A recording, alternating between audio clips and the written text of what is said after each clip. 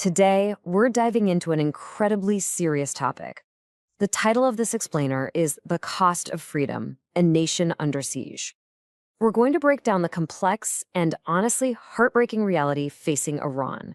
And just so you know, every piece of information we're about to discuss comes directly from our source material. Okay, but before we really get into it, I'd like to ask you to please take just a moment to subscribe, turn on that notification bell, give this a like, and maybe leave a comment. It really does help support the channel and what we do here. Thank you. So let's start. The source material kicks things off with this incredibly powerful quote: "A struggle between a people who love life and a regime that deals in death." Wow. Right away, this tells us we're not just talking about politics as usual. This is framed as a deep, fundamental clash of values. And really, that idea is the key to understanding everything else we're about to cover. Okay, so our first section is called A Nation Under Siege. The source paints this picture of Iran as a land of just immense beauty, ancient history, and some of the most brilliant minds out there. But, and this is the core of it, all that incredible potential, that rich culture, is being held back, trapped under the shadow of a really brutal system. And, if we really want to understand what's driving people into the streets, the protests, the calls for freedom, we can't just look at those moments by themselves. The source is really clear on this point. First, you have to understand the system they're living under. That's the backdrop for absolutely everything. And that leads us right into the heart of the matter with our second section, which has a pretty chilling title: The Regime's Killing Machine. This is where we're going to look at the most direct and honestly the most tragic part of this story. As the source describes it, how the state is using organized violence to silence its own people. Now, this term you see here, state-sanctioned, is absolutely crucial. What it means is that the violence we're talking about, it's not random, it's not chaos. According to the source, this is actual government policy. It's happening either with their permission or in some cases on their direct orders. And a lot of the time, that state-sanctioned violence is what's known as lethal force. The words here are chosen very carefully. This isn't about just controlling a crowd or using rubber bullets. We're talking about force that is literally intended to kill, used as a tool to shut down any opposition. This next image really captures the whole dynamic in such a stark way. The source describes it as a completely unequal fight. You've got the people, and what are they asking for? One word: freedom. And the regime's response? It's just as simple and just as brutal: a bullet. That contrast, man, it just says it all, doesn't it? And then you get to this quote from the source, and it is just bone-chilling. It points to a government that's completely backwards. I mean, think about it. A government is supposed to protect and nurture its young people, right? Well, here, the regime is described as seeing its own youth as enemies, as a threat that needs to be, and I quote, eliminated. That way of thinking leads us right into our third section: a future squandered. So now we're shifting gears a little bit. We're moving from that immediate physical violence to something slower, but maybe just as destructive: the systemic dismantling of the country's entire future. The word squander is key here. It means to just recklessly waste something precious. And in this case, we're not just talking about money. We're talking about wasting a whole nation's resources, its best and brightest people, its entire future. So you have to ask, right? Iran has incredible natural wealth. Where does all that money go?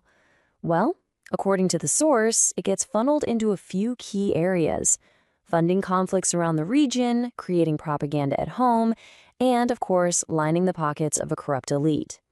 And just as important is where the money isn't going. You don't see it in new schools or modern hospitals. And what happens when you mismanage an economy like that?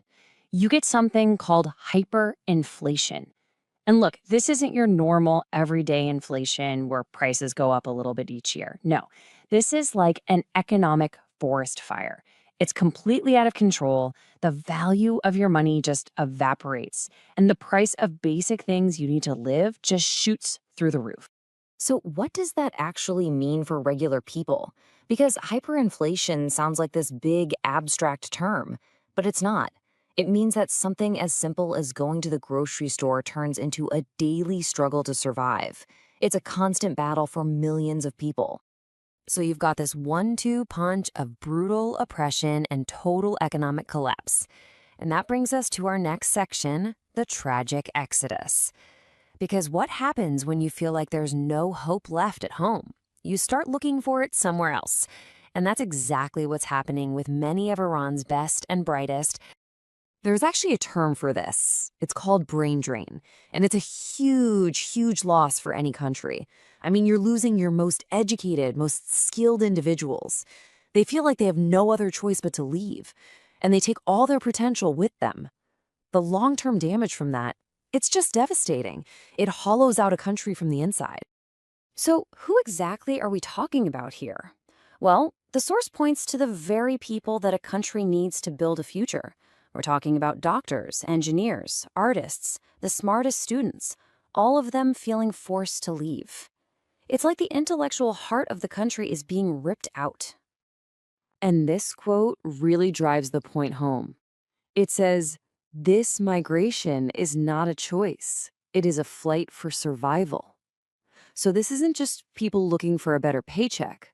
It's being framed as a desperate escape, a flight from an environment where they just can't breathe, where they can't live or work safely. Okay, so after all of that darkness, the story takes a turn.